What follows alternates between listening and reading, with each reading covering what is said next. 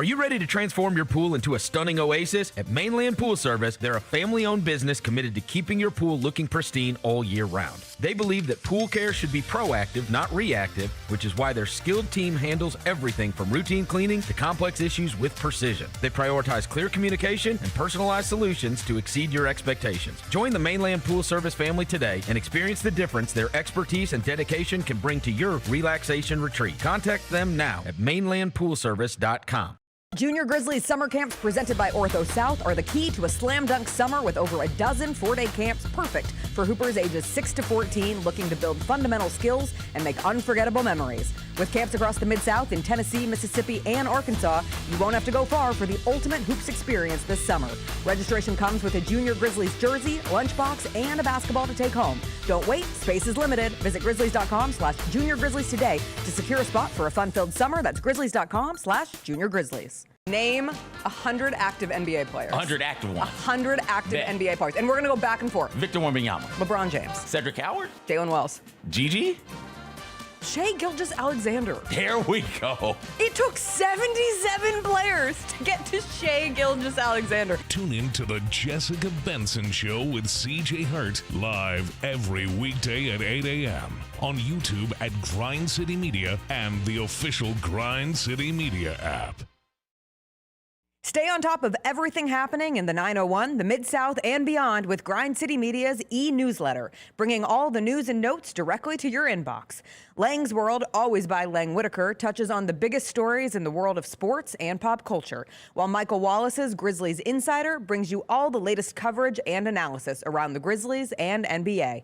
Don't miss a thing. Stay connected to the conversation and sign up to download the lowdown today at grindcitymedia.com.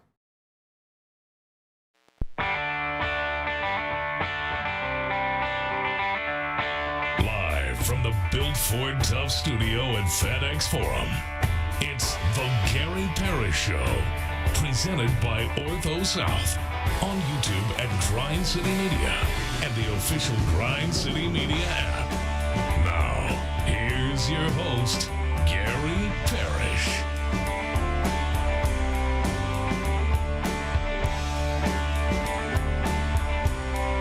All right, I'm here. My name is Gary Parrish, speaking to you from the Built Ford Tough studio. We're at FedEx Forum, downtown Memphis. Bennett Doyle right there producing the program. Glad he's with me. Glad you're with me. Hope you're getting through the day best you can.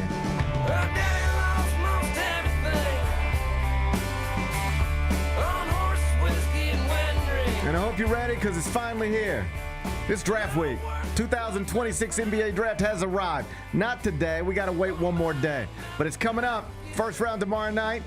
Grizzlies are slotted third. We'll talk about it momentarily. First, though, quickly, let me set today's schedule for you. The next segment, Michael Eaves is going to join me. He, of course, among other things, hosts a Sports Center for ESPN. He'll pop in here with me in the next segment, talk to him about a number of things, including a thrilling U.S. Open wrapped up yesterday at Shinnecock, where Wyndham Clark gets his second major championship. Michael Eaves will join me in the next segment. Finish talking to him, take a break, come back, do 5 more things you need to know, at which point we'll discuss 5 previously undiscussed stories. Among them, the Memphis Grizzlies have hired a new head of player health and performance. I'm not the dancing on the grave type, at least not at my age. Don't want folks doing that to me someday. So I won't celebrate this development. But if we're all being honest with each other, I mean, you follow at Grizzlies PR. You know it's been a rough go.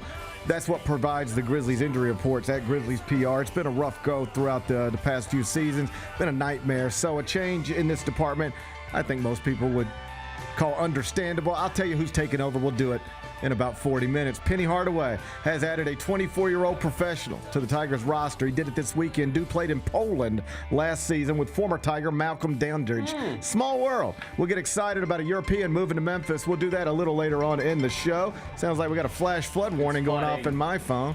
Awesome. Dusty May is the new head coach of the Dallas Mavericks. There's your new big headline from the morning. He's leaving Michigan after winning the national championship this past April. Big basketball news. I'll tell you more about that. We'll do it in just a bit. Bennett doesn't just say he's going to support things locally. He actually does it. Puts his money where his beard is. This man went to AutoZone Park this weekend. I'm going to ask him about his experience. We're going to do that in the third segment. And Toy Story 5 opened over the weekend. It was massive. Biggest opening for any Toy Story film ever. I saw it. Bennett saw it. We'll provide our expert reviews during a segment we call 5 More Things You Need to Know. Then we'll eventually do GP's Carryout, and we'll call it a day. So that's the rundown. We got a lot to get to, but I did want to start in the NBA, where the 2026 draft is now just 1 day away. Big Bet Bennett, it's good to see you on a yucky Monday morning. Yeah, man. A lot of warnings, a lot of flash flood warnings. It's scary out there. It's rough out there. Yeah. It's dark and it's wet. It looks like it's going to be that way for a while. Happy belated Father's Day to you. Happy belated Father's Day. Thank you. I hope you had a perfect weekend. I did have a perfect weekend. Well, lucky you. Can't wait to hear about it. First things first. Hey, do you realize we're just one more night sleep away from the first round of the 2026 NBA draft? In other words, you go to sleep tonight, then you wake up, and then we get to see what the Grizzlies do with the third pick tomorrow night. It's going to be a fun week. My boys are going to have new Grizz jerseys with a new name on the back of them, I think by this time next week. So I got 2 questions for you. Okay. How excited are you for draft week finally getting here? And 2, what name will be on the back of my little God. guy's next Grizzlies jersey? Okay, 1, I'm very excited.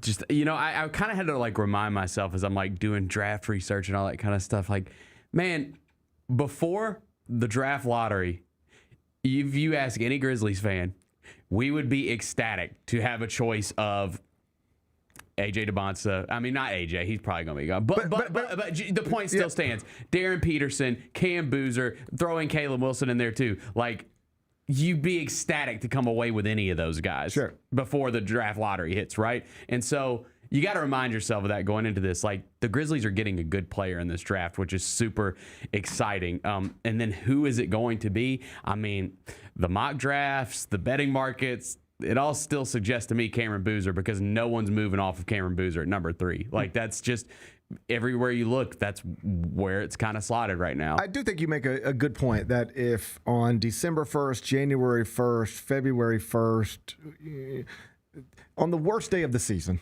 whatever day that was, if I'd have said, hey, cheer up, things are going to get better, I can guarantee you right now, I can't guarantee you you're going to end up with whichever one of these players you want. But I can guarantee you, on the night of the 2026 NBA draft, night 1, I can guarantee you you're walking out of there with either AJ DeBonsa, Darren Peterson, or Cameron Boozer. You'd have been like, wow. Let's go. Let's go. It was all worth it. And that is your reality. Yeah. That is where you're at. You're going to have, if you want one of those 3 players, you will have the opportunity to pick one of those 3 players tomorrow night. Obviously, I can't say for sure which one it's going to be. Nobody can. But here's what I still think.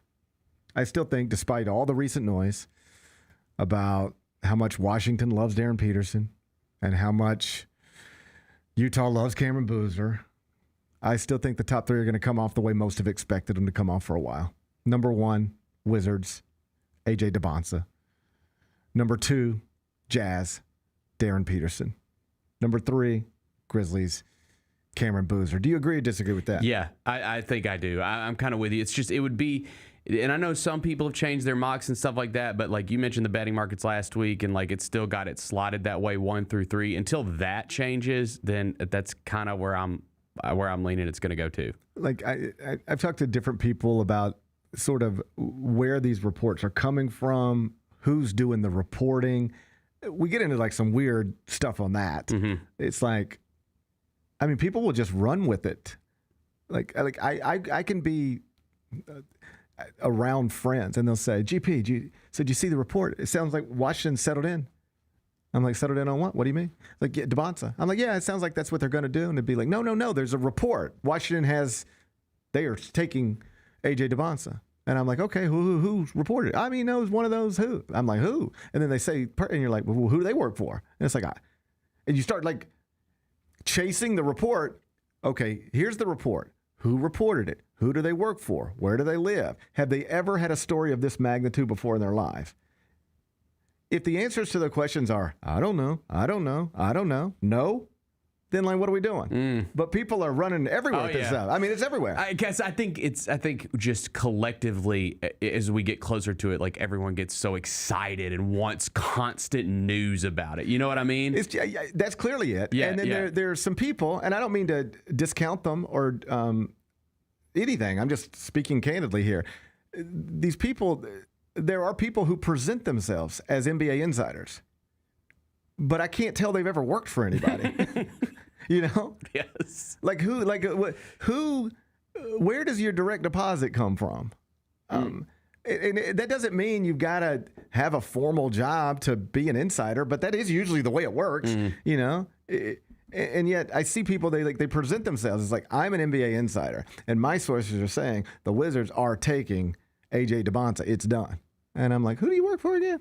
And it's, but these things get brought to me all the time.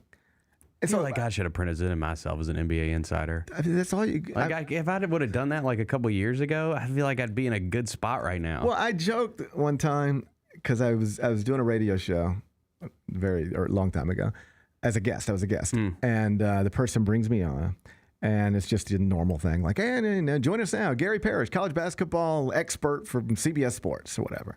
And the first question was, so how do you become a college basketball expert? And I guess there's a million different ways to answer that, seriously and not so seriously.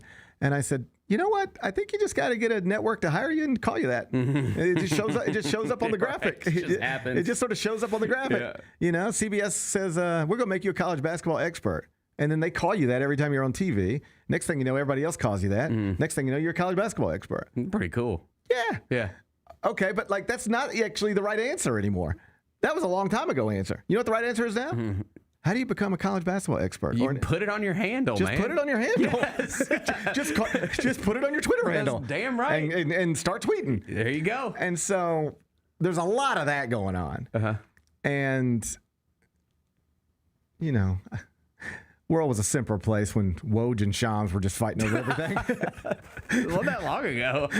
Now I got people that I can't tell they've ever had a real job, but they're our NBA insiders now. And so they're tweeting a lot of stuff, and there is a lot of noise. But I think ultimately, the Wizards are going to do what most people have always assumed they're going to do at number one. And then the Jazz are going to do what most have assumed they were going to do at number two. And then the Grizzlies are going to do what most have assumed they're going to do at number three. And then the Bulls are going to do what most have assumed they're going to do at number four. And now we're talking. Now okay, 5, Clippers, keep it or not. Wagner or Acuff or Michael Brown or whatever. Now we're off and running, but I would be surprised if the first 4 picks aren't what we've mostly discussed. Good news is we only have to do this for one more day. By the time we get to Wednesday's show, we ain't debating and discussing and wondering anymore.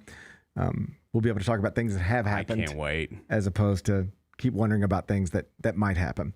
Meantime, the Ja Morant news is still sitting where it's sitting, right alongside the Giannis Antetokounmpo news. Everybody expecting it to go down at any minute, but it has not gone down yet. Sounds like Giannis Celtics maybe heating up. Giannis Miami, now a real thing.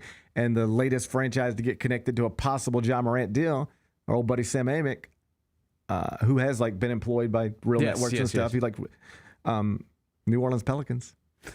How you feel about Ja taking 55 South to New Orleans? I mean, I wouldn't feel good about it, just because I think you would have to, as a Grizzlies fan. First off, the reason I wouldn't feel great about it is because it's Ja going to pair with Zion, the 2 guys from that draft class, the top 2 picks, and so it's like, one big push together, like for those guys that have always been connected. It would be a huge story if they could. It'd be a huge story if they just played the whole season together, or some of the season. Yeah, just some of it would be a surprise. I think it would be a tough pill to swallow. I think the one thing that you'd have to do if you're a Grizzlies fan look at it as, listen, if that was to happen, there's a good chance that the Pelicans are probably going to be better than you next year. They want to win right now if they go get Ja Morant, right? So there's a good chance the Pelicans are going to be better than you next year if they go get Ja. But what's it going to look like 2 years from now, 3 years from now? Who's going to be in the better spot? And, I mean, we'll see. But, I think you could convince yourself as a Grizzlies fan, our projections probably look better than theirs do with the spot that we're in. But in the present, it would be tough. Sure. I guess where I'm at, he's got to go somewhere. He's got to go somewhere. Yeah. And I would rather him be in New Orleans. Well, he's going to go somewhere. more than likely. Yes. Yeah, I mean, yeah, you could just not, but Yeah. it's all indications are he is going to be sent somewhere, and it can't be Mars. It's got to be another NBA franchise. Mm-hmm. I told you, and I've explained why as best I can. I don't want him. I don't even want the possibility of him being great with the Lakers, some glamour franchise. I just think that's. I know in trade you're always supposed to do what's best for your franchise, but I mean this sincerely. I think the best thing, or let me flip it around, the worst thing for the Grizzlies franchise that could come of a Ja Morant deal is Ja Morant being awesome for a glamour franchise. I just for the just mindset, morale of Grizzlies fans. Like, that would not be good. No. And I know that whether Ja is great again is up to his body and up to Ja, I guess. Yeah. But the one thing you can control is, at least in the near future, where he is playing basketball. You are in control of that. And I've told you, I just wouldn't send him to the Lakers. I just don't want any part of that. I don't want to turn on NBC I agree with that. and see Ja and Luka in a graphic. I just don't want that. I understand the likelihood would be it wouldn't work because neither one of them guards anybody, and they're both hurt a lot. And I understand it probably wouldn't work, but I also understand there's a chance it would, and I don't want that. I don't want to deal with that. And like you said, it's just in your face every day. Yeah, it's the lead story, on all the shows. And then I don't think I want to send him to Minneapolis. I don't think I want him being fun teammates with Anthony Edwards. I realize that probably doesn't work either, but if it does, that hurts. That's not good. New Orleans, you got to send him somewhere. I'm fine. If they think they can take two players who have throughout their careers been undisciplined and injury riddled and make it work, good luck. I mean, that what the Grizzlies are deciding is that this doesn't work. And if the Pelicans go down that path, they will. It'll be a desperation move. Yeah. But it'll still be you're betting on something that nobody else thinks is sensible. Yeah. I mean, I guess in my weird wired brain, because I'm thinking of it as, well, man, once upon a time it could have been maybe Zion comes here. You know what I'm saying? Because Ja's going to revive his career. All right, let me even ask you that. Yeah. Would you even want that? If this could all be flipped around. Once upon a time I would have. No. Yeah, today. Yeah. If this could be, if somebody just woke up and said, you know what? Instead of us getting out of the Ja Morant business, you could bring Zion why don't we get here. in the Zion Williamson business? Let's see if we can't do it. I would rather send Ja to New Orleans than bring Zion to Memphis to be teammates with Ja I think Morant. in the year 2026, I would probably agree with you, but there was a time that you could have said that to me not that long ago, and I would have been like, hell yeah. Yeah, it would have had to be when they were in college for me. No. Shortly after that. I mean, we'll see. Hey, I wish everybody luck. I wish everybody luck too. Regardless, I'm fired up for tomorrow, man. I'm fired up for tomorrow. Me too. It can't get here soon enough.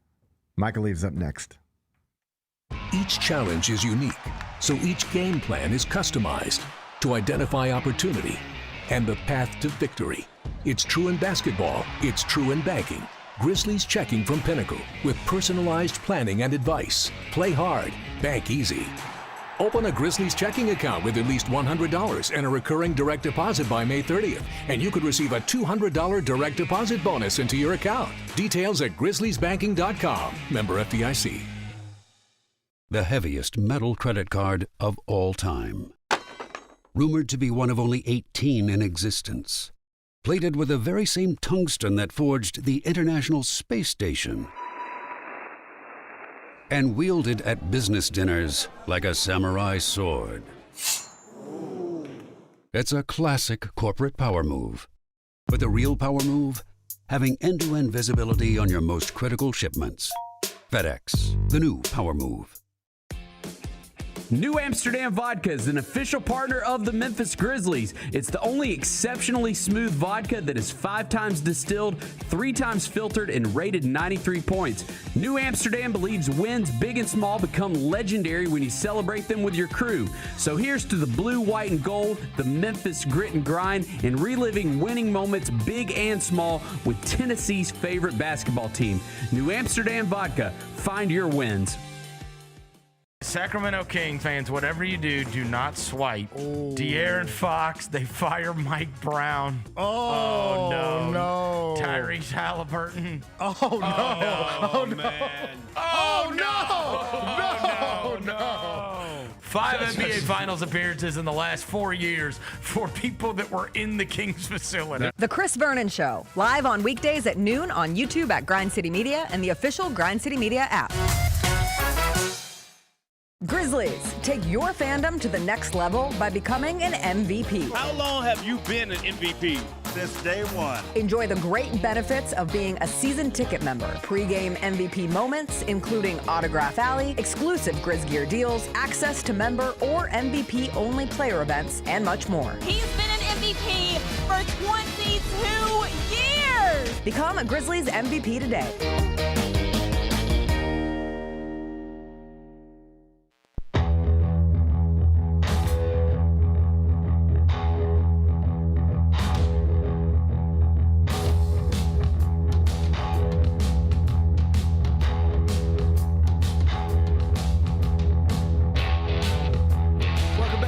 Parrish Show presented by Ortho South. I'm inside the Built Ford Tough studio, and on Mondays in the second segment, I'm joined by Michael Eaves, who of course hosts SportsCenter for ESPN. He was in studio last night. He's here with me right now. Michael Eaves, it's GP. How you doing on this Monday? I'm good, brother. What's cracking? Everything's good in my world. Let's start with the U.S. Open. I saw you talking to Wyndham Clark last night. He had a 6-shot lead when he woke up on Sunday. It got tight at the end, but he got a 2-putt tap-in par for the victory. Got to embrace his father on Father's Day. That was a sweet moment, wasn't it? It was, and he needed that 6-shot cushion right going to the final round. Because here's the thing. I don't care how big your lead is going to the final round. You ask any golfer, they will always say, I wish it was 1 or 2 shots more. Yeah. Because golf has a way of just having this drama play out. Now, Tiger Woods may have been oblivious to it throughout his career, but the average person is not, and that including Wyndham Clark. But I thought it said a lot about his overall resolve, Gary, how he responded once that lead was gone. And he was still able to make all the shots when they were necessary to win. I thought it was really gutsy, that shot he hit on 16 from the left fescue to try to cover this bunker, because if he doesn't get that ball out, he's making 6 at least, if not more. And then after he bogeyed 17, he comes up with a crucial 2-putt at the last to win. So I think he did all the things necessary, obviously, to win. But to your point, to have his dad there on Father's Day, obviously, that's what we often expect on the final day of the U.S. Open, because it's traditionally played on Father's Day. But what was interesting to me when he revealed during our conversation last night on SportsCenter, that was the first time his dad ever saw him win in person. Wow. And that included the U.S. Open back in L.A. 3 years ago, right? So I just thought that was interesting. But again, it just added to a cool story for Wyndham Clark to be able to win that. And on the other side of it, Sam Burns, who just barely misses a putt. I mean, he just can't do it, man. He's been so close. Even last year at Oakmont, remember, like, he was leading after 54 holes, and now he is here in another opportunity to win.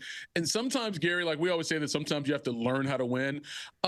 Sam knows how to win. He just can't get those balls to go in the hole at the absolute must-win time. And I know this is going to eat at him for a long time, because he clearly has the game to do it. But it's just been heartbreakingly devastating for him these last 2 years. And it was just, that was a sweet moment too, because he comes off the green and he's either hurt or furious, angry. I'm sure all of it. Like all of those things. In that moment, he knows I could have been in a playoff, and I'm probably not going to be. Like, he knew that in that moment. And all that, and yet the cameras caught his dad embracing him, and the father was just filled with joy. Like, yes. And so somebody asked Sam, like, what'd your dad say to you? And he said, he just said he was proud of me. And it was just right. And then exactly. He went 4 minutes of just tears, and he couldn't really stay composed. It was just, all of it was like, whether you like golf or not, if you got a heart, that was fun to watch. That's the thing. If you are a parent, and your child is out there, even when they're an adult child, they're out there giving it everything they have. And even if they don't accomplish the actual victory, in this case for Sam Burns, your parents are still going to be proud of the effort. They're still going to be proud of you finishing second, which is a tremendous accomplishment, because a bunch of other people didn't finish second, right? So that pride with his father was going to be there regardless. It was only how much happiness he was going to have if he won the golf tournament or not. That's the only thing that changed. Not the level of pride he had for Sam to go out there and do that, but how happy he would have been if he would have been able to then witness his child reach that lifelong dream of winning a major. Talk to me about Shinnecock, because I read an interesting story, I think from Brendan Quinn at The Athletic, where he sort of, explained they left, according to themselves, tens of millions of dollars on the table to do this at Shinnecock because it is just not set up to accommodate the type of crowds that would normally be at a U.S. Open. And I think if you turned on the TV Thursday, Friday, you certainly saw that. This is interesting to me because it's not something we do anywhere else in sports. I think most basketball fans would tell you college basketball games are awesome in basketball arenas, but we do the Final Four in a stadium every time. And even though we think it would be better in an arena, we got so many more seats in the stadium, so we're going to do it in the stadium forever and always. And yet here's golf saying, we know we can make millions more putting this event somewhere else, but we want to put it here because it's great here. Just expand on that if you can. All right, so there's a few things in play here. One, the remote location of the golf course itself. It's on the far end of Long Island. So getting out there and getting back is a bit of a chore. And that's why you saw, even on Thursday and Friday especially, people leaving early. Because if you were in the city and you went out there, now you're going to make the long trip back on the train, you didn't want to miss the last train. So if it meant leaving the golf early, you were going to leave the golf early. And so also just from an overall logistics standpoint, it is hard to put up the current infrastructure that we see at most major championships now, just because the layout of Shinnecock. The third thing, though, here is, and I didn't see the article you're referring to. I don't know if they actually mentioned this or not. The membership of Shinnecock don't need the USGA's money. Right. Okay, they don't need the money to come in there and like do something to the golf course. The membership has all the money they need to make that golf course anything they want it to be. So they're not about to, even in the course of negotiations with the USGA for whatever, the site fee is, they can still say no to a bunch of things to the USGA, right? And because of that, you have that. All those three things I mentioned, that's why you had the limited access and you had, maybe to your point, the limited feel of more people out there bringing more energy to the golf. But the golf course itself is championship level. It's just not going to look like some of the other golf courses we see during major championships with all the build out that we have now in terms of current sports media. Let's talk World Cup. Last time I talked to you, I think the United States was 1-0, now 2-0, and people are starting to get excited. I'm starting to see hypothetical pass to the semifinals and all of this stuff. Thursday, I guess, is the next match in prime time. Just how real is this? Are we going to look up and be like, hey, we got a realistic chance as a country to go to the semifinals of the World Cup? Is there a chance? Yes. To sit here and say it's a realistic chance, I would be hesitant to do so. Gotcha. Just because once you get to the knockout stage and if you win a game, every team you play is so much better than the teams you play in your group, number one. And number two, the U.S. will be an underdog to just about all of those teams, whether it's England, whether it's Spain, whether it's Brazil, whether it's France. They're going to be an underdog to all those teams, right? And so to say it's realistic, I think, is a stretch. Now, you can be hopeful because this is the best performance in my lifetime by a U.S. team in the first two games of World Cup. And we're spanning 50 years here with what I've seen, right? So I understand why fans would be hyped and trying to be hopeful. But you also have to realize I'm a realist, Gary, when it comes to sports fandom and the fact that I'm a Kentucky football fan. There have been many times where we've gotten off to really good starts and we're supposed to have the talent to be able to do this. And maybe we can sneak in and win the division in the East or go to a really big bowl game, and then we get let down. So me as a fan of anything Team USA in this particular sport, in this particular event, I'm going to pause a little bit on my hope because I don't be like, oh man, we're going to go to the semis, the Final Four, and then get let down. They lose in a round of 16. So I'm not doing that to myself. But fans, otherwise, go for you. Do whatever you want to do on that hype train. Where are you at on the countless stories of Europeans coming to, or I guess it could be anybody from anywhere in the world, but people coming to our country to experience the World Cup and, experiencing Buc-ee's or any of the other Walmart just Magic City in Atlanta. Right. Just it's been, I don't know. It feels like now it's almost gotten to a point like where people are like, hey, let's go to Buc-ee's and create content as opposed to it just happen naturally. But to the extent that it was happening naturally, it was sort of fun to watch people experience this. Where are you at on it? Well, one, I'm a huge fan of world travel. Yeah. And I think you learn more about yourself and others when you do that. And we were witnessing that basically in real time. And also another example is the Koreans in Mexico City. Like, they are having a ball. Like, and just they're comparing rice, and they're just doing all the things. Like, but that's the cool thing about an event like the World Cup or like the Olympics, because they are literally the largest gatherings of culture that we typically have, right? And because of that, everyone gets to experience some of the things firsthand, as opposed to getting it secondhand from someone else or through the media. Right now, the differences in European culture and American culture when it comes to food is obviously stark, right? And so those revelations of people coming out and getting a iced tea that's like 64 ounces, they just can't fathom that, because you would never get that anywhere else in the world. So it's been very fun to watch, but I think someone said this on social media. I think I've said it a few times.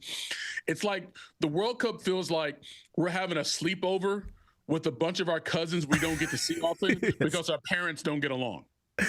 There you go. That's a good way to put it. But when we get together, we find out, oh, we're really cool, and my cousins are cool, and da-da-da. It's just the people above us that are freaking clowns that ruin it for the rest of us. But I find this to be true in nearly every aspect of life. Like, internationally, obviously. And I'm a big believer in travel, international travel, for the same reason you are. It just makes the world feel smaller. Like, we got all these conflicts going on, and if you've never been anywhere, it just feels like that's on another planet almost. But if you've been somewhere, you meet people from different cultures, it all feels a little more real. And absolutely, if you all just put us in a room, we'd probably get along okay. And I find it to be true in America as well. We fight on computers, we fight on cable news. I tell this story, I'm even hesitant to go back to it because I go back to it too often. But I live in North Mississippi, and my little guy plays baseball with other little kids from North Mississippi whose parents probably don't see the world the way I see the world. I'm kind of a minority in my community. And I'm just telling you, those are my best. Like, we couldn't get along better. Like, those are, it's fine. I know if we looked at each other's Facebook pages, we might not like each other. But as long as we could just keep it in real life, it's absolutely perfect. And I think the World Cup is reminding us of that as well. Yeah, people get along. It's the governments that don't get along and cause most conflict, and they use the people as pawns in that game. And here's my thing, like, we can all get along. Even if we don't share the same likes, like whether it's food, drinks, or religion, like we don't have to go to the same churches. That's fine. As long as whatever your beliefs aren't trying to stop me from doing something that I want to do, especially from either a legal standpoint or just an overall personal enjoyment standpoint, we can be cool. It's the idea that whatever I do has to be right for everyone else. That's the problem. Right. And then if we just all agree to get along as people, we would be so much better. And usually, Gary, the one place that intersection of gender, race, age, culture coexist the best is around sports. That's right. It's always been that case. And we say, well, sports isn't political. It is cultural, though. And so much of the politics that we have issues with tend from cultural clashes, but within the games themselves, they don't really exist that way. Yeah, they don't. You know, to your point about sports playing that role, people every once in a while will come up. Like, if I walk into in the greater Memphis area, I could go into this church and I know everybody in there is going to look just like me. And I can go into this church and I know everybody in there is going to look like you. And I could do that with restaurants, bars, just about anything. The most diverse place in the city, I think, is FedEx Forum. For a Grizzlies game. Yeah, that's where you're going to get everybody. I've said this before. FedEx Forum may be the most diverse crowd in all of professional sports in America. Yeah. It may be. Right. And like, you go to, even though like a Lakers game, you're going to get quite a bit of a mix, but the mix is also more socioeconomic status, right? Sure. Like, down low, it looks one way. Up top, it looks something else. If they're all walking out the same time, it looks like a blend, but there is these separations. Where Memphis, I always thought from the very beginning, when the Grizzlies moved there, that the crowd is one of the most diverse that I've ever seen in professional sports or college sports, for that matter. Let's stick in the NBA for a moment. Giannis Antetokounmpo is going to be in the news up until it's done. Like, is this just something is in A block, B block, C block for you guys every day? Until Giannis is done, this is a story that we have to touch on. Yeah, I'll give you a little insight into something that happened last night. We got a tip that some conversations may be ongoing, but look, they've been ongoing for whatever, right? And because of what we had going on last night, I was hoping that it didn't happen last night. because we had the Sparks and the Liberty playing the 30-year anniversary of the WNBA. We had the U.S. Open. We had an interview with Mikael Brown from Louisville, who's going to be a lottery pick. We had all these cool things in our show last night. I did not want the Giannis trade to go down to blow up what we had done. That's how, like, from a personal standpoint. But to your point, yes, like, we've been preparing for this moment for months, like even back during the regular season before the trade deadline. And now it's like, it's been one of those inevitable things that seemingly won't happen for whatever reason. Now, hell, it could happen today. Right. We don't know. Or it could happen right before the draft, during the draft, after the draft. It's just a matter of, it's always been like a matter of when, not if, but I'm ready for the win to go ahead and get over with. Do you have a favorite player at the top of the NBA draft tomorrow night? No, absolutely not. Okay. No. And that's not a discredit to the players. I think they're all really good. And depending on, let me say this, they're all really good, but there's no one true guy. There's just not. There's not a Cooper Flag. There's not a LeBron James. And that's no disrespect. But depending on what your team looks like right now, what your needs are, what your contract situation looks going forward in terms of positions as well, that's what's really going to determine who's going to be the number one pick. Now, we can make an argument who's going to have the most influence the earliest. Maybe it's Cameron Boozer, but who's going to be the best player long term? Maybe it's AJ DeBanza. Who's going to be the most steady? Maybe it's Darren Peterson. Those are all just guesses and conjecture. It's really about individual teams, what you need right now, and how you view those three players in terms of ranking 1, 2, 3. Last thing before I get you out of here, under the umbrella of somebody blowing up what you had planned, Dusty May is leaving Michigan for the Dallas Mavericks. That's the big headline this morning. I'll get to it in the next segment, but just your thoughts on the reigning national champs in a sport that you care about, losing a coach. This comes not too long after, obviously, Michigan lost Harbaugh to the NFL. I was a little surprised. One, for complete honesty, I just totally forgot the Mavericks needed a coach, number one. And number two, typically when something like this happens, it happens much sooner. Like when Hurley won those back-to-back titles at UConn, it felt like the very next week he was almost up for the Lakers job, right? Remember that? Yeah. And for it to have gone this long and then all of a sudden comes out of nowhere, that's the surprising thing to me. And maybe for Michigan officials as well, it's a bit surprising. But if you look at it from the other way, there's been changes in Dallas with obviously ownership last couple of years, but also management most recently, that they were sort of they're tardy on it because of that change. And so when you get there and start doing it, now you start expanding your outlook, and now all of a sudden, like, oh, Dusty May, he may be our guy. So that's all those things put together is a little surprising. But for him, I mean, I know you're going to talk about it later. It's a no-lose situation. Right. He gets the job. He gets to coach Cooper Flag, and if he fails, he's going to come back to college and get another top-level job just like that. Easy. That's right. Yeah. He will either be a successful NBA coach moving forward or the best available candidate in whatever coaching carousel cycle he wants to get in for college. Whichever one he wants to get. Yeah. He's paid regardless for the next 10 years. There you go. Paid. There you go. Yeah, super paid. That is Michael Eaves from ESPN. Make sure you follow him on X. That's at Michael Eaves. Watching him on SportsCenter on ESPN. You're the best, buddy. I appreciate your time. Have a good week. All right, man. Be good, brother. All right. Bye-bye. That's Michael Eaves. When we come back, we will turn our attention to some interesting Grizzlies news that I think people had assumed might be coming, but we got the headline this weekend. Also, we'll touch on the Dusty May stuff. Penny Hardaway has added a 24-year-old former pro from Serbia. A lot of interesting developments over a holiday weekend.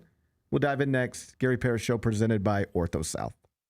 Sonic Radio. Welcome back to Sonic RNDIO. That spells radio with me, the CIO. This just in, the new Sonic $1.99 menu lets you build a crave-worthy meal for just $1.99 an item. Whether that's a creamy shake, crispy tots, or a quarter-pound double cheeseburger. This just out. Ostriches. They're mean, not very cute, and in my opinion, way too big for a bird. Don't miss the Sonic Fun 99 menu. 5 items, always $1.99. Live free, eat Sonic. Tax not included. See menu for details. Grizzlies fans know it's the team that gives you the edge. Big River Steel does too. And much like the Grizzlies have recruited legendary talent, we want you to be part of our team. Are you ready to be part of something legendary? Then visit www.bigriversteel.com.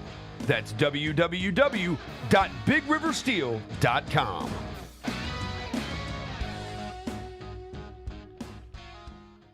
Kroger shoppers and Grizz fans, want exclusive last-minute discounted ticket deals texted straight to you? Sign up with the new Kroger Buzzer Beater deal. Fans can sign up by texting Grizz to 636-479 or visit your local Kroger store in the Delta Division and scan the QR code. By signing up, you agree to receive recurring automated promotional and personalized marketing text messages from the Memphis Grizzlies.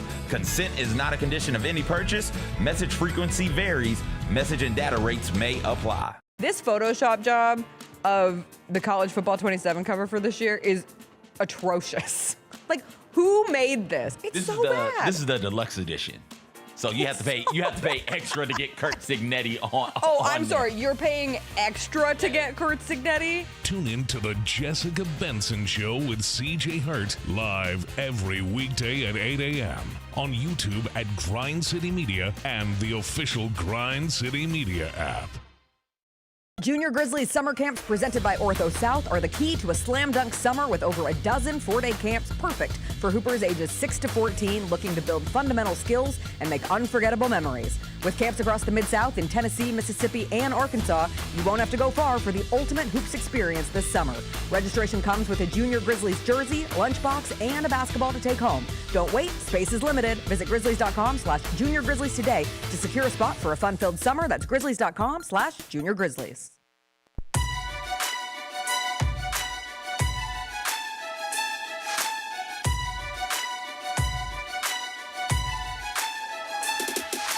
Orthopedic injuries can be unpredictable, unforeseen, and unscheduled. And Ortho South understands this better than anyone. Since your injuries don't make appointments, you don't need to either. That's because Ortho South welcomes walk-ins during the weekdays and the evenings, and even on Saturdays. So next time an unforeseen injury makes an unscheduled appearance in your life, visit orthosouth.org to find your nearest urgent care location. Just walk in, and Ortho South will take care of everything, especially you. Learn more, orthosouth.org. That's orthosouth at orthosouth.org. Now I got 5 more things you need to know. Number 1. The Memphis Grizzlies have hired Mike Curtis as the franchise's new head of player health and performance, according to a team spokesperson. That's the lead from a story published at the Daily Memphian this weekend by our buddy Drew Hill. Mike Curtis, back in Memphis, previously worked here, has been at Virginia. Yep. Working with the athletic department there. And I don't think we have to spend too much time on this. If you follow at Grizzlies PR, you get those status reports every day throughout the season. You know that players' health has not been ideal in recent years. Fair. It's just a fair assessment. Yes, it's a fair assessment. With no emotion whatsoever, you can reasonably say the players ain't been that healthy lately. That's very true. Yes, a factual statement. So if you have a roster of basketball players and for whatever reason, they're just not as healthy as you'd like them to be year after year after year. At some point, you probably do need to take a look at that, right? Probably so. It was interesting, like you said. Like I saw his photo and I was like, "Where have I seen him before?" And I realized, like, you know, when I'm walking to from over here, like to the arena for the games, I walk down that hallway that has all of the team photos, yeah. and I was like, "That's it." I've seen his face a million times. That's a interesting development, and hopefully it means good. Or less news on the health side going forward. How about that? Yeah, let's do less news. Yeah. I want you to. I want to. Here's what I would like going forward. Mm-hmm. I'd like for you to come in every once in a while and be like, "GP, how's Zach Edey?" And I'd be like, "He's great. What are you talking about?" And then he'd be like, "How's Sitter Coward? Wonderful. Yeah. What are you talking about? Hey, how's Gigi? Could be better. Everybody's healthy." Well, I also threw out the idea of just putting out statements of health, like. You know what I'm saying? Just to make you feel better. Like, hey, just a reminder, Gigi Jackson's doing great. We're excited about the start of the season. Something like that. Just a positive one every now and again. I do think there's something to that. Like, it's nice to hear. It's just nice to hear nice things sometimes. You know? Like, why are you always telling us when Zach Edey's hurt?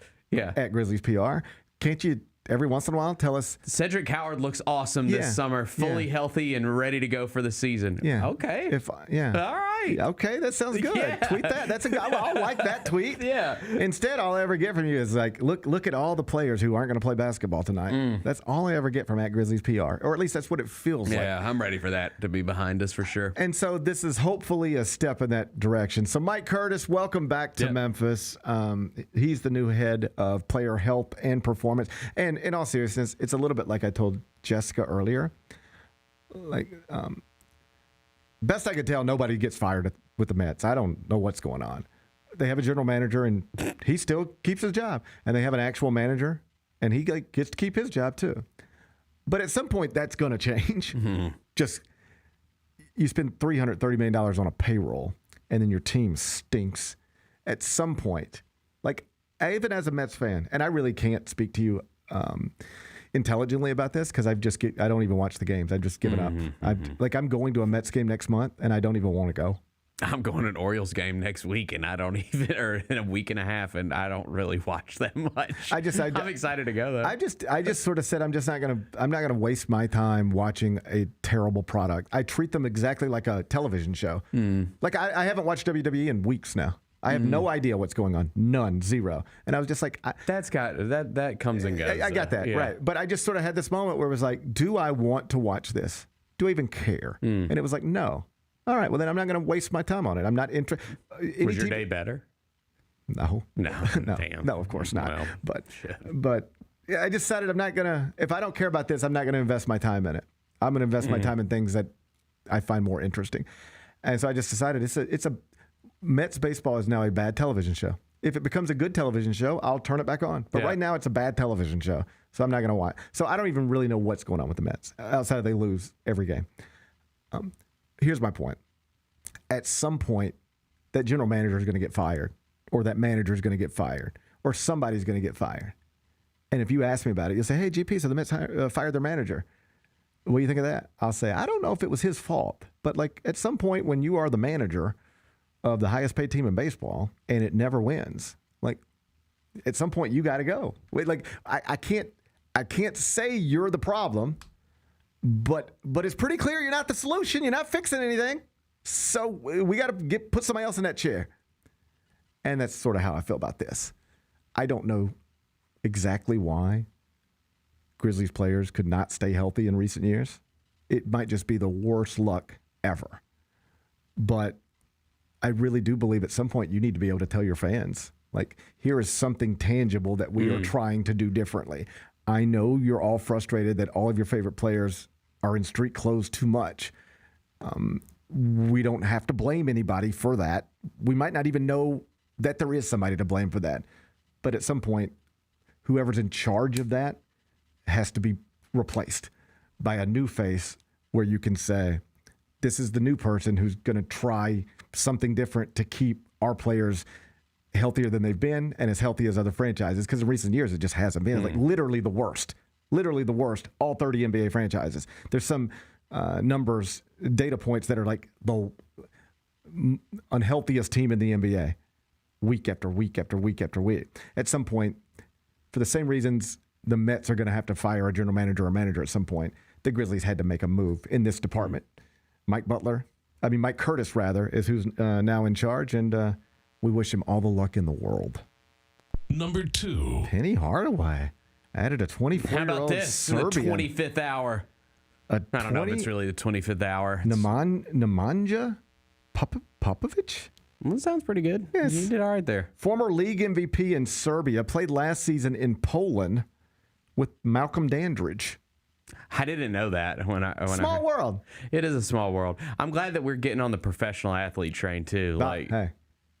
If everybody else is doing it, give me a break. According to Jason Munz, he is already enrolled. So this isn't something that might happen. This is happening, and he looks the part. I mean, I can't tell you. I didn't even know this person existed 3 days ago, right? Yep.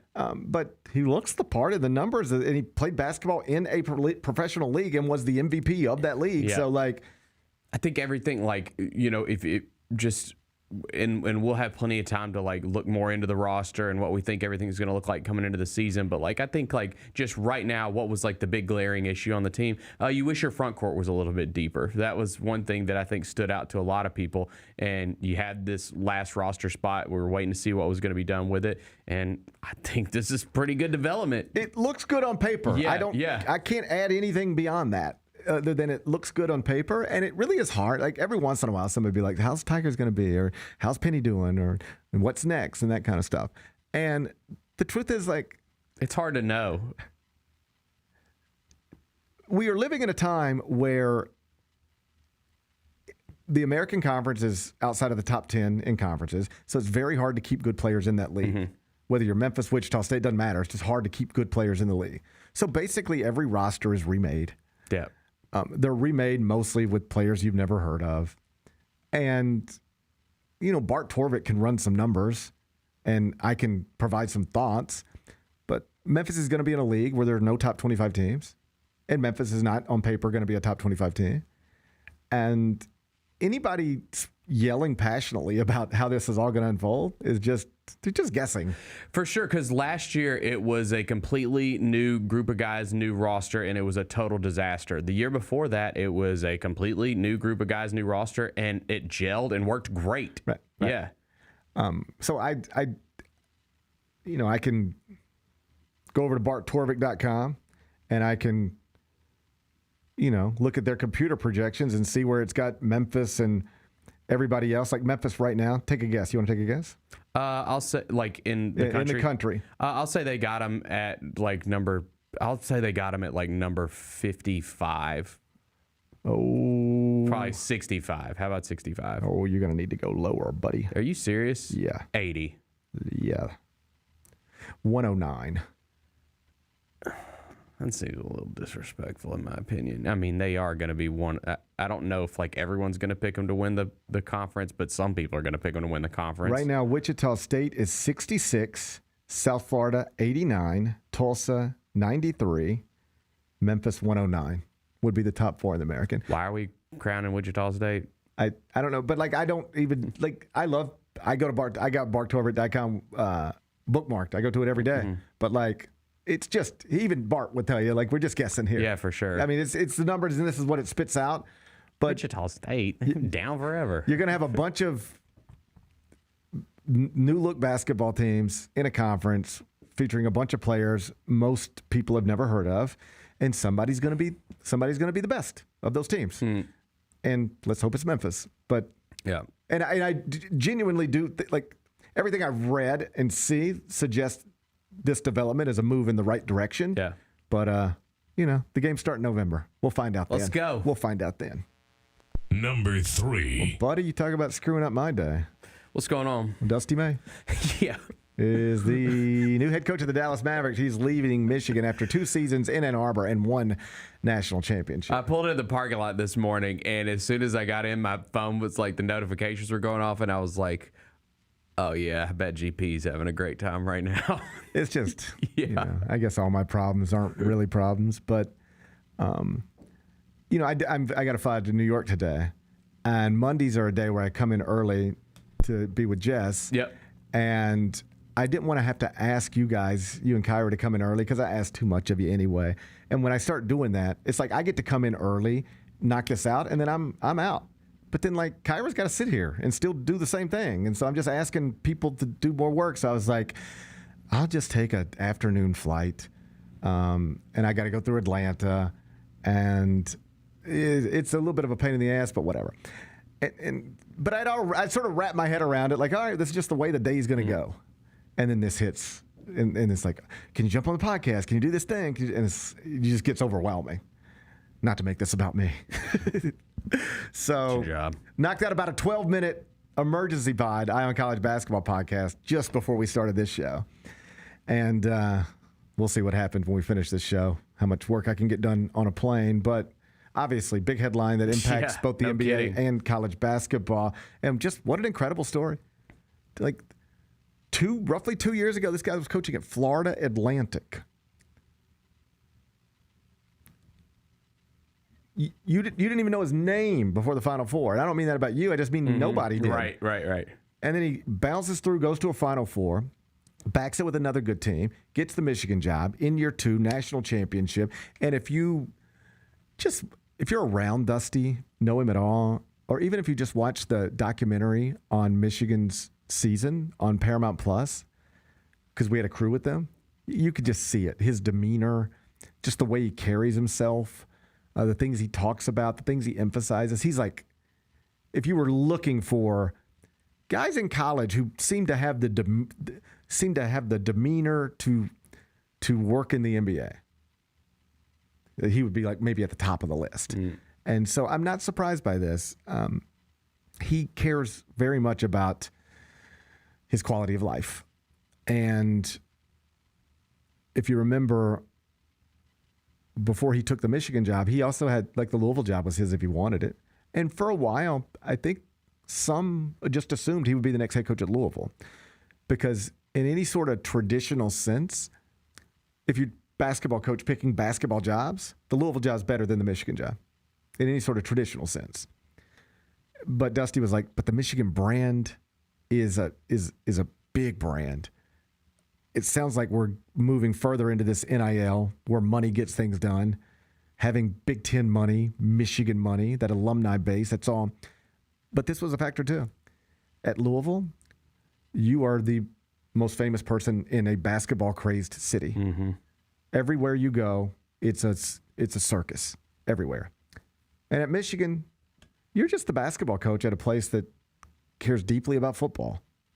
I mean, they care about you too, but you know, nobody's waiting for you at your mailbox when you walk out your front door.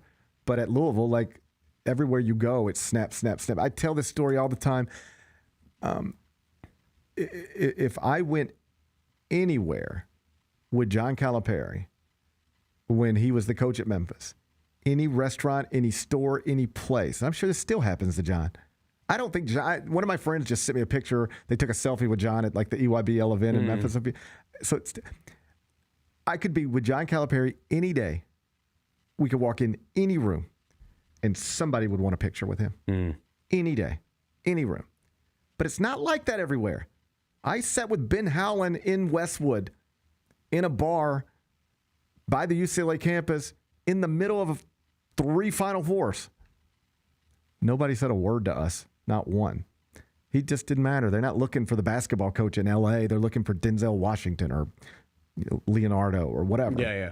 And Dusty realized at Louisville, I'm going to be the most famous person in Louisville, and at Michigan, I can blend in a little bit. So, like, that was a part of why did he go to Michigan over Louisville? That was part of it. So now you just start drilling down on that. You take the Michigan job over Louisville because it's the best college basketball job you can get for what matters to you. You weren't offered any NBA jobs then. But after what you've just done at Michigan, the NBA is intrigued for all the obvious reasons I've already laid out. Now they're coming to you. Now let's talk about quality of life again. Michigan won the national championship on a Monday night. And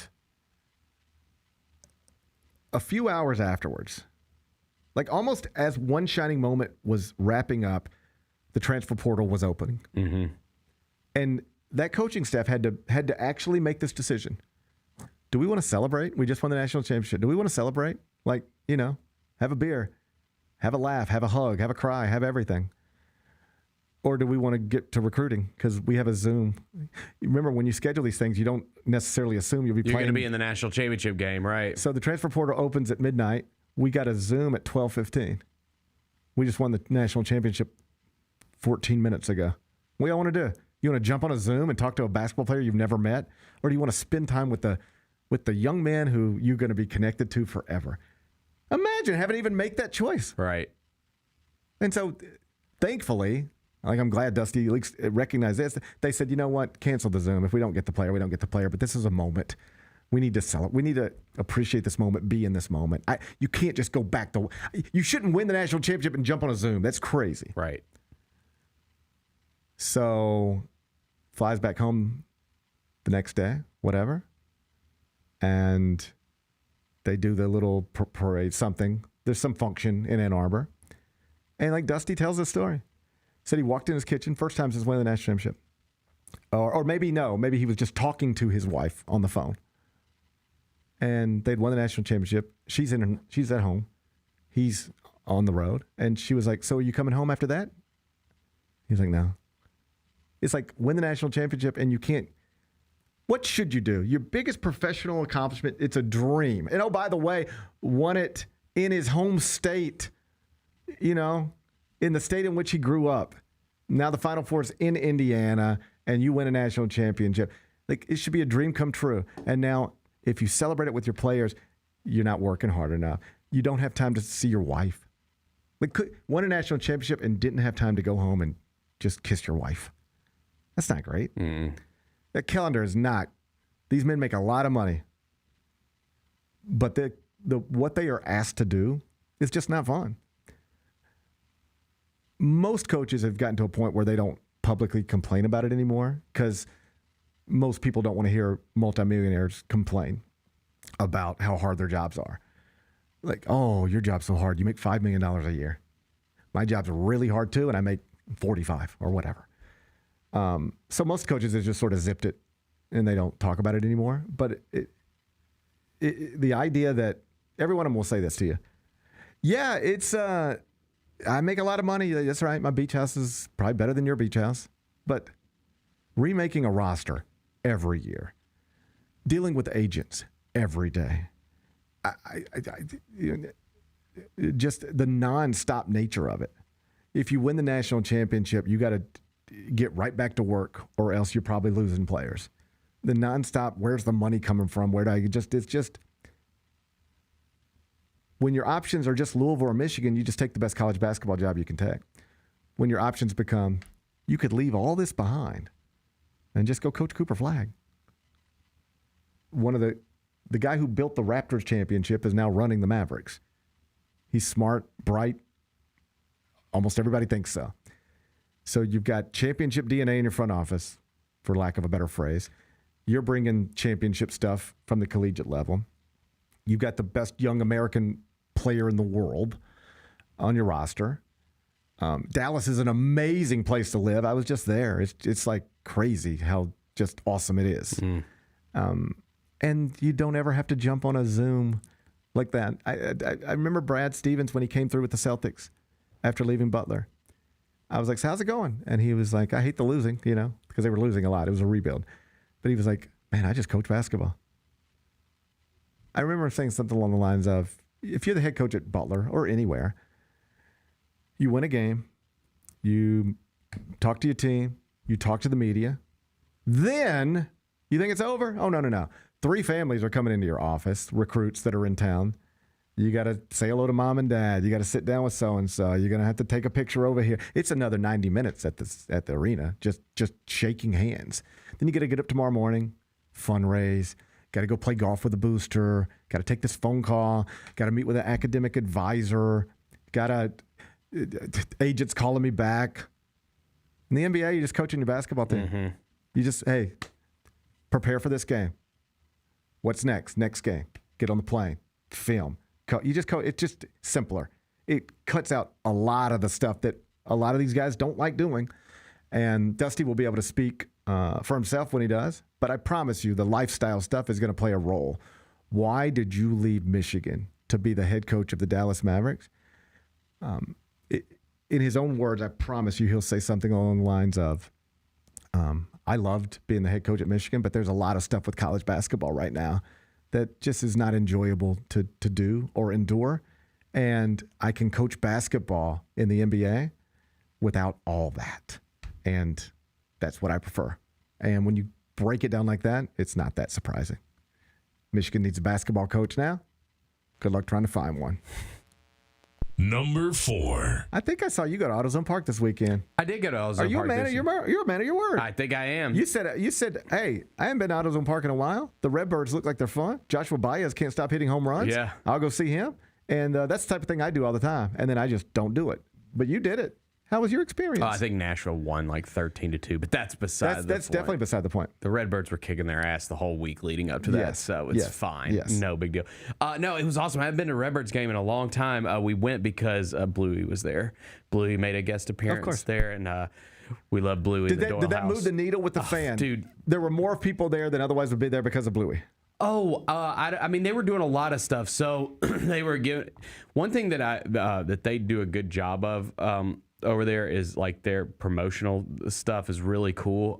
They were giving away these sick like basketball jerseys. They were like Redbirds themed basketball jerseys. We didn't get one. They were gone quick. But they were doing that. It was fireworks night. Bluey was there, so like it was a pretty big crowd. What night did you go? With all that stuff, we went Saturday. And dude, we had a blast. It was awesome. Again, I hadn't been to a game in a long time, but that stadium's still nice. It's you go, you get your concessions, have a beer, sit down, watch some baseball, walk around. You go do the Bluey thing. There's the bouncy houses. Got the fireworks after the game. Like, I don't know, man. Like, we've talked about them a little bit over the weeks, and there was obviously, they put out the statement. About critical repairs that need to get done at that ballpark. And I hope that that's able to get done, because it would be a real shame to lose that, because I know it's minor league sports, but there's just something about being able to like go downtown in your city and like not spend a ton of money and just watch a baseball game, sit around with a fam, eat some hot dogs. It's Americana, man. I don't know what happened. I'll let others figure it out. But there was a time where that was a thing. What you just described was a thing. Yeah. It wasn't just like, I guess if you got tickets, we'll go to the Redbirds, I guess. It was like, hey, do you want to do this? Because it'll be fun. I mean, we would live in DeSoto County, and it'd be like, hey, what are you doing Wednesday afternoon? Yeah. Let's go to a Redbirds game. Let's just go sit in the stands, take our shirts off, drink beers, yell a little bit, and then we'll go to a bar after the game. I mean, it wasn't just something we did. It was like something we wanted to do. Oh, yeah. And it's just not that anymore. Well, one thing that really stood out to me is everything's expensive now, right? Yeah. Like it's expensive to walk out of your house these days. That remains extremely affordable. The tickets are cheap. The concessions ain't that bad. Right. Like it's a very affordable night out, day out. Like I think that's one thing that kind of maybe gets lost. It's like, dude, you could take your family to a Redbirds game and not spend that much money. And it's just the way you did it is, I think, the way I would envision doing it. Like, if I go to we're going to Dodgers Padres game maybe the next weekend, and like I want to see Shohei and see Tatis and all that. Yeah. I guess Joshua Baez is something I'd want to see, but whatever. I don't really care, like, who wins, who loses, whatever. It's minor league baseball. Right. Doesn't matter. Yeah. But, let's walk in. Let's get a drink. Let's walk around. Let's just take the stroll. Let's sit down here for a minute. All right, let's get up. Let's go get something else. All right, let's go jump over here for a second. And let's go to the Peabody and check in on the Ducks. Yeah. See how just make a little night of it or day of it. And that is something people used to do in ways that they clearly don't do anymore. I don't know exactly why, but I was glad to see you and your family get there. I thought too. I mean, they got a really good staff over there too. Like they're like nice to the kids. I don't know, man. It was a very, very good night. So shout out to the Redbirds. I think what happens is sometimes once you become a quote, maybe this is what happens. Once you become a major league city, like you have an NBA franchise, like having AAA baseball doesn't seem as fun or interesting or whatever. But for the purposes we're describing, like if you got kids, you may tell you what's fun. Yeah. This isn't exactly true, so don't take it as I'm saying it. But like my kids have just as much fun at Hustle games as they do Grizzlies games, because they are on the court, running around, playing. My kids have just as much fun. Like Hustle games are great for kids, and AutoZone Park would be just. Oh yeah, they got all those big bounce houses over there on the bluff, and Well, I'm glad you did that. I hope more Memphians and people in the area get back. For sure. I hope we can.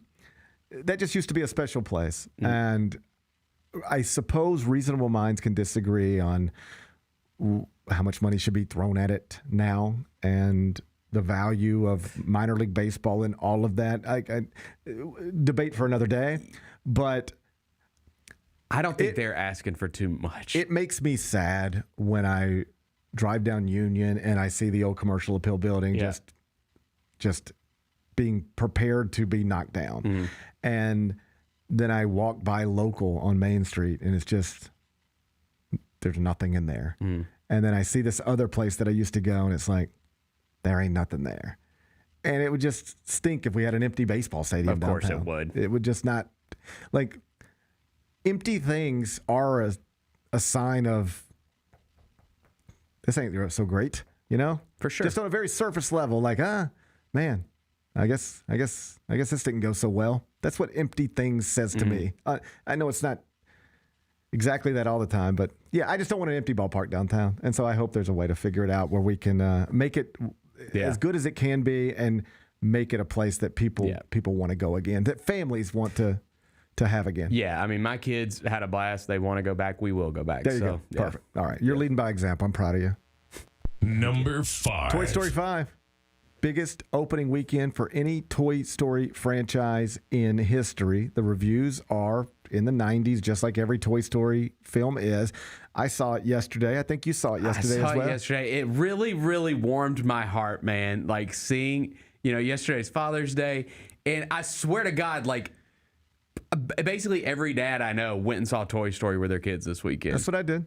Like, you go on Instagram and it's literally everyone taking a picture in front of the big, poster in the movie theater.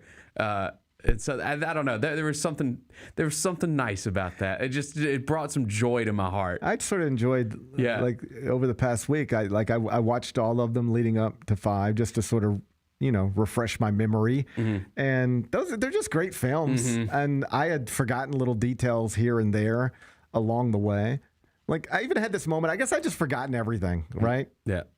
But like, at some point, as I'm rewatching, I just have this moment. Is this thing people talk about? I just had never done this Google search. And as I'm rewatching, I finally did this Google search. What happened to Andy's dad in Toy Story? Is Andy's dad never in the picture? It's just his mom, isn't it? Do we know? Did you find out? Okay, so I've done all the research on it now. What's going on? They have never addressed it, ever. It's never been anything. She's never worn a wedding ring. There's never like a picture of a dad and it's never been addressed, brought up. So the most prominent theories are that it's an abandonment thing. Like, woman got pregnant, dad just never showed up, and it's just unsaid. That Andy never knew his father. That's one theory. Another is that dad died, but people think at some point that would have been addressed. Like, he lost his father when he was young, right? And it just has never been said. So those are the theories about like how it plays out in that universe. Like, Andy probably never knew his father. Dude, I've never thought about this. I just was sitting there the other night and I was like, where's Andy's dad? I just like, I'm at a loss for words. I had no clue. Obviously, now that you're saying this, I'm like, wait, no, Andy's dad's like not in those movies. Yeah, never mentioned. Nothing. So the theory, and Andy, of course, is in 1 through 3. Right now it's Bonnie. Right She now has it's all Bonnie. the Yeah, toys. now it's Bonnie. Andy went off to college. He got a little older. So in the Toy Story universe, the thought is that he was probably just abandoned, never knew his father. Okay, type of deal. Keep in mind, Pixar has never discussed this in any sort of way. But another theory of like, actually, why isn't Andy's father in this movies? Because though this has become a bazillion-dollar franchise, there was no guarantee this was going to work. And this stuff is very expensive to make, especially in 1995. Long story not so long. There's some thought that maybe it was just simply a budget cut. One less actor, one less character we have to draw and do all the animation for. Like literally that. Interesting. Yeah. Just, hey, it will cost X amount to have another voice on this drawn character, like however much. Yeah. And they were like, well, we could just do it without it. And obviously now money doesn't matter. They would spend anything on any of these films. Yeah. But going into one, it wasn't like they had the... Yeah, instead of Andy's dad, we can have Slink. Whatever, yeah. Yeah. Yeah, it was just like they made a choice. We only have so much money to spend on these characters. They're expensive to get made. We'll just leave Andy's dad out of it. Interesting. Yeah, I don't know. I watched them by myself last week, and then we went and saw 5 yesterday. I thought it was great. I loved it. It was so good. Yeah. Great message. It was really good. You know who the best character was? Conan. The electronic potty training thing. Yeah, it was Conan, yeah. I did not know that was Conan's voice. Yeah, that was Conan, yeah. I mean, I can hear it now, but I didn't know it. I didn't put that together. Hey, I thought he was the best. As far as the new additions, he was my favorite. And it was perfect because, like, the message is exactly right. Like, those are my kids. Mm-hmm. Like, my kids are those kids. When they run outside, play. But the second they got a phone or an iPad, they don't want to do that anymore. The collective groan of the theater when it showed the scene where it was bouncing from house to house and saw all the kids on their devices. Like, you could feel it, like, from all the parents. It's like, oh, God, I do this. This is us. Yeah, it was like holding up a mirror to you, and not in a good way. Not in a good way. Yeah, for sure. No, it was a good message, man. It was. Yeah, pretty sure we're damaging our children. We might be. By the way, I told my wife this. So obviously, this is breaking box office records. They will do another one. There is just no doubt in my mind that they will. Well, yeah. I mean, when something generates this kind of and here's the thing, they're great. They're great. So it'd be one thing if it was like Rocky 1 was great. Rocky 2 was okay. Right. Rocky 3 is a joke. Rocky 4 is a joke. Yeah, these are all great. Yeah, none of them are bad. We were like doing our rankings after the movie of all of them. Like we all agreed that the fourth one was probably our least favorite, but it's still good. Like we still like it. Yeah, it's great. They're all good. That's Forky. Yeah. Okay, so my idea. All right, trademark. No one's allowed to steal this. Bennett Doyle came up with it first. Okay. For the idea for the next movie. Okay. My first idea was that some kid discovered that all the toys were alive and hijinks. And my wife was like, "That's stupid. Like nobody's gonna." Okay, fine. So my next idea, a little bit better, I thought. The toys have to save a mom and pop toy store that has fallen on hard times because of people buying all their toys on Amazon and at Walmart. Oh, like this is a real thing? Like mom and pop toy stores dying. We have to save it because the big box stores are putting them out of business. Well, it's not even like, I actually like this idea. It's not even mom and pop stores. It's like, what's the famous toy store in Manhattan that Tom Hanks was in? Big F.A. Schwartz. FAO Schwartz. Okay, yeah. Like I think that went away. Wait, FAO Schwartz. Yeah, that's right. No, that's what it was. Because I think in Home Alone 2, Duncan's Toy Chest was actually also FAO Schwartz. That's just, they called it Duncan's Toy Chest. Okay, this is saying. Okay, FAO Schwartz closed its famous Fifth Avenue flagship store in 2015, but it reopened a new one in Rockefeller Plaza in 2018. Thank God. Yeah. So I just remember it closing at one point, and I was like, I see this all the time. Like I'll just be driving around and I'll see a little bitty like construction store, like family owned. Like once upon a time in 1972, if you needed a chainsaw, you go over here and buy a chainsaw from this fella, and you might buy a rake.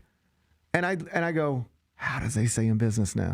Because if I need a rake, you know what I do? Sad as this is, just Amazon just deliver me a rake. It'll be here tomorrow. Like, so toys are very similar. If I needed toys, if I had to buy a toy, I would just, if Louis came to me and said, "Dad, I want this toy," I would say, "Okay, send me a link, and it'd be here tomorrow." I think you're onto something. Okay. How can Buzz and Woody and everybody else It's the next journey. save a Toy Story going under because of Amazon? Yeah. All right, Bennett. You like that? I like it. I thought that was a pretty good one. Let's get it in production. Yeah. Come to me, Disney. Come on. Okay, Bennett. If you leave me for Pixar, that'd be quite. Wouldn't that be cool? You know what? I'd be proud of you. I'd wish you well. Zero chance. I would hate to lose you. I'd hate to lose you, but I'd be happy for you. I'd brag on you. It'd be pretty cool. I would tell everybody how happy I was for you. It'd be pretty cool, wouldn't it? Yeah, it would be cool. It was good though, man. Great movie, good weekend. It was good stuff. I enjoyed it as well. Yeah. Toy Story 5. Go see it when you can. Yes. Be back with Carry Out. Get ready, Grizzlies fans. It is time for the Surfside Can Shuffle. Can you keep up with the cans and find Mac the Crab?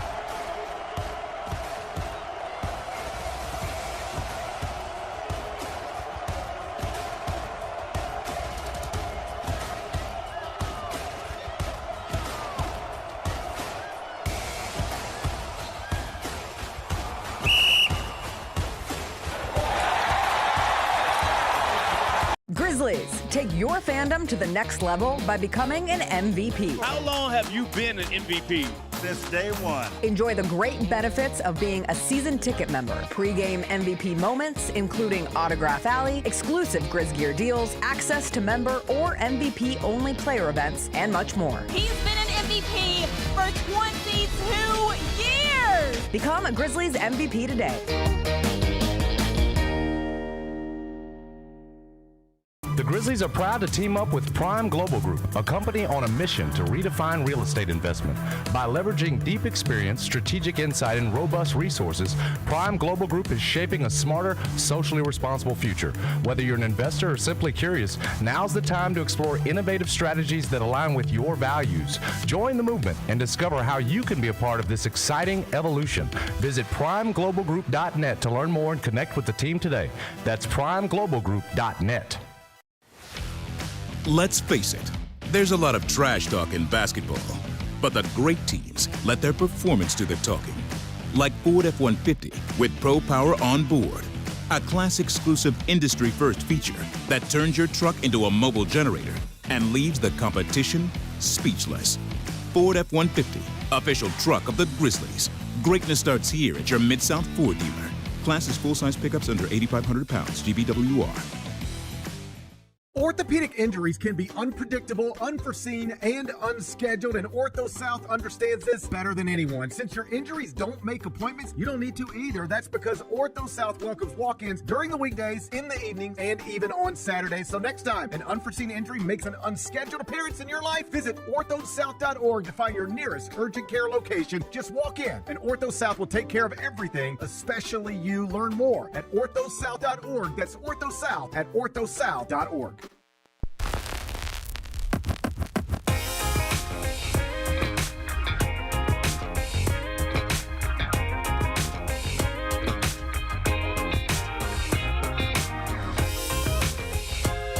Every Monday, we're giving you a chance to win free Sonic. Just hit the link pinned in the YouTube chat to enter for a Sonic gift card. Jump into the chat, hang with us, and maybe even eat free Sonic 2. That's in the chat every Monday. Let's do carryout.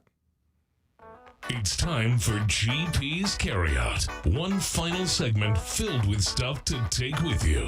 It's not everything you need to know, but it's most of it. What did we miss today? One day out of the first night of the 2026 NBA draft, Jay Billis, our buddy from ESPN, has put out not really a mock draft, but he has words on several of the prospects that are going to be selected tomorrow night. He basically categories and he fills in the blank. So who's the most talented person in this draft, according to Jay Billis? It is Darren Peterson. Who's the most built player for the NBA in this draft? According to Jay Billis, that's AJ Debonsa. And who is the best pure basketball player in this draft? According to Jay Billis, that is Cameron Boozer. Great. Who is expected to be the third pick, according to most mock drafts, and a future member of the Memphis Grizzlies. Here's what Billis wrote about Boozer. This category is meant to underscore that Boozer has a distinctive skill set alongside an advanced understanding of the game, team dynamics, and processing game situations in real time. Not to say that others in this draft are lacking in those areas, but Boozer stands out in this talented crowd. From an analytics standpoint, which is not dispositive of the issue, Boozer is the best player in the draft. There is certainly a part of me that says don't complicate this and don't get bogged down arguing with yourself over thoughts on athleticism only. For crying out loud, Boozer measured with a 7'1" wingspan and 35-inch vertical and had better sprint and shuttle times at the combine than Cooper Flagg in 2025. So that's one of the things you hear about Boozer a lot is like, but he's not a top shelf athlete. And he's not in any sort of traditional way we think about athleticism. But like the shuttle drill, the sprint drills were good. The vertical was like, it wasn't as bad as some people might think. Like he's more of an athlete than I think he probably gets credit for. And Billis made that point here. So if you want to read it, Jay Billis's thoughts on those three players and others, you can find it on the homepage now, ESPN.com. What's today's biggest game? Going back to the World Cup group stage. Okay. Philadelphia. France and Iraq, 4 o'clock on Fox 13. France, minus 2.5 goals. Or Iraq, plus 2.5 goals. Or the total's 3.5. How are you going to act? Look at you switching it up. look at you switching it. When you said this, I was like, why is he picking this game? Well, I can't get you like France minus 50,000, so it's minus 2.5 goals at minus 110. I'll take. God, that's tough. You know what? I mean, I think France is gonna. Yeah, I'll say they win by 3 goals. Mbappe. I'll say they win by 3 goals. That is a lot, dude. But they're just such heavy favorites, and Iraq's already lost. Lay the 2.5. Like my gut is like, dude, just take Iraq plus 2.5. Like nobody beats anybody by 3 goals. That's stupid. The Americans do. I'm just gonna go France. I think they'll win by 3 goals. France minus 2.5. That's the play today. Kickoff 4 o'clock. Fox 13. What are we watching on TV? House of the Dragon season 3 episode 1 was last night. Did you get it? I did. This was pretty good. It was pretty good. I didn't get all the pretty way. good. I didn't get all the way to the end, but I plan on it. Mm-hmm. Everything I read suggests they got season 3 off to a great start. They did, yeah. Something happens, like it's chaos is ensuing for sure. Woo. Yeah, this Targaryen dynasty, it's gonna take a big hit, I believe. Before I dove into season 3 last night, I spent 30 minutes on YouTube. I watched everything you need to know about House of the Dragon before you watch season 3. Mm-hmm. And I guess it was helpful. But even as I'm listening to the recap, here's everything you need to know. I was confused at the recap. Mm-hmm. There's so many people. So is my wife. Like right now, you couldn't. Who's Aemon, Daemon, Aegon? It's just too much. I love that though. I like that. The names, there's too many of them. The people look alike, and then they have the same names. There's some twins. Did they have like twins, like Eric and Eric? Yes. Isn't that confusing by nature? I like it. By definition, doesn't that be confusing? It forces you, and I like that they're not over explaining on the show. I appreciate that because it is your responsibility as a fan. You know what? If you don't know what's going on, then go do your little research after the episode's But I was thinking about this last night as I'm watching that 30-minute thing, and it was like, and if you remember over here's old buddy, and he's trying to get an alliance with this fella, but remember his cousin is this fella, and I'm like, who can keep this track? Do you think there is a human that I could sit down with right now and I could just have all the characters, like every name that's ever been in House of the Dragon, and I'd be like, all right, tell me about her, and they'd be like, oh well, you know, she's the daughter of so and so and so and so, and they are the house of the so, and they would just know it all. They would know all these. Like I'm more of like, all right, we're watching The Wire, or we're watching The Sopranos. Okay, there's Tony Soprano, right, and there's like I got it. I know who these people are. There's Meadow, I got it, and I know where they live, and I know what they're up to. I can do that. How could you possibly keep track of every character in House of Dragon? I mean, there's a lot of moving parts, man. It's like Risk, like, you know, it's. I'm not even joking. It's a big world, man. I start to feel stupid when I'm watching it. I'm like, is anybody keeping up with all this? Does anybody know how all of these things are connected? Because I can't. I have to have a cheat sheet out almost. A lot going on in Westeros, man. A lot is going on in Westeros. Yeah, I would argue too much. No, I like it. Give me more. I would just like, hey, this is more my style. You be the good guys. You be the bad guys. Let's let somebody have sex. Let's let somebody burn somebody else. And bro, when the Starks show up from Winterfell, I'm like, I know them. It's just, there's so many people. There's just a lot of people. Maybe it's just a me thing. I just struggle to keep track with that many people. It's too much. I'm enjoying it. I think we got potential for a really good season. I'm excited. I'm excited. I'm just confused. I know it's good. You want me to bring you the book? You can read it on the plane. No. You sure? Okay. 100% sure. Okay. I'm excited, and I know it's good, and I enjoy watching it. But at any point in time, if you just paused it and been like, all right, GP, tell me what's going on, I just have to go. I don't know. I think I know them two women. They used to be buddies. Yeah. And I don't think they're buddies anymore. But that's about all I can get out of it. It was also confusing because Lord Lannister, he remember he was on the ship with the crazy lady. Remember, she's killing everybody, and my wife was like, wait, didn't he just get killed? And I was like, no, he's got a twin brother. See? Yeah. It's too much. Like I need to watch it with your wife. Yeah. Because there's a lot going on. There's a lot going on. It's just, I can't keep track. I'm just going to watch it and then read about it and do the best I can. Mm-hmm. But I don't think I'm going to be writing books on it because I don't know. Seems like everybody's got a twin brother and they're named exactly the same. There is actually some dude that there's a guy that does exactly what you're talking about. He has a website, and George R.R. Martin, the guy who wrote the books, has to go back. He now uses this guy as help for writing his novels because the guy knows more about the universe than he does who created the universe. That's what I'm saying. Yeah. All right. Well, if the guy who created the universe is confused by his own universe, I think you're proving my point. Do you think the creator of Friends was confused about Friends? There's like 3 characters. There's 5 characters in Friends. We got many houses. This is a big universe, and we're going to show it the respect it deserves. You just acknowledged to me, even the person who invented this doesn't know what's going on. Oh, he's like in his mid-80s, okay? He needs a little help. He's been writing these for a long time. I don't understand any of it. I'm confused, but I know it's good. I enjoy it. I enjoy watching it and listening to it. It's just I never know. I never know what's going on. That's fair. I just know that one woman. You can't really trust her that much. No. I know that much. Don't trust her. I know. What's the best thing we've read? Cameron Salerno over at CBS Sports has got a mock draft updated on the homepage. He's got it. Darren Peterson 1 to the Wizards, AJ DeBonsa 2 to the Jazz, Cameron Boozer 3 to the Grizzlies. So this is where I'm at. Like I told you up front, we'll know for sure tomorrow night, but in some order, DeBonsa, Peterson.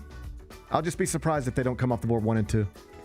And at that point, we'll be 5 minutes away from the Grizzlies, presumably selecting Cameron Boozer with the 3rd pick in the 2026 NBA draft. If you want to read Salerno's mock homepage right now, cbssports.com. What's on tap for tomorrow? Well, tomorrow's Tuesday. I'm going to wake up in Connecticut and talk to you.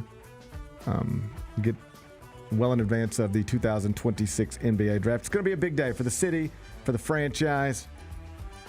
If you are somebody who has kids who are Grizzlies fans, their former favorite player has probably either been traded over the past year or will be traded soon. We need new favorite players. And I think we add one tomorrow. Think so too. Maybe 2. Can't wait. Enjoy the rest of your day. I'll try to enjoy mine. Meet back here tomorrow at 10. Till then, be careful, be kind, be good. Rep your hood.